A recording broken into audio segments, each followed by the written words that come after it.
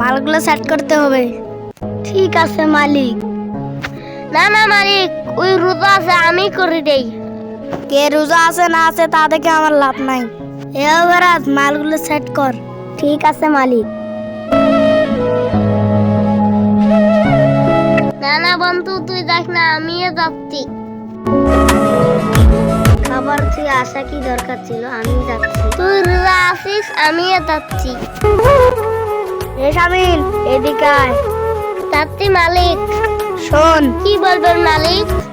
তুই একটা হিন্দু ছেলে মুসলমানকে হাতে দেওয়া দেখিস কেন? একদিন দেখবি ওই তোর বড় ক্ষতি করবে। ও রোজা করুক আর মরুক, তাতে তোর কি? তোর কাজ তুই করবি। মালিক একটা কথা বলি, কিছু মনে করবেন না।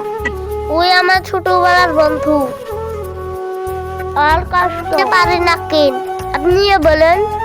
আমি সবই জানি, তোর মুসলিম ছেলেটার অত উপকার করিস নি।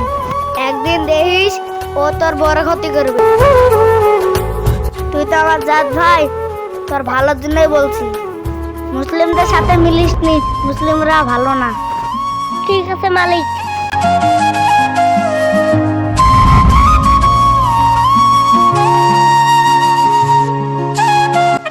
শামিন দাস, তোর 2000 2 দিনের জন্য ছুটি। আবার আর 4500 একদিনের জন্য ছুটি নাই। মালিক, আর 2000 টাকা বাড়িয়ে দিন। 2 দিন পর ঈদ, আমার ছেলেকে পোশাক কিনে দিব, ওই মাসে কেটে নিন। না না, হবে না।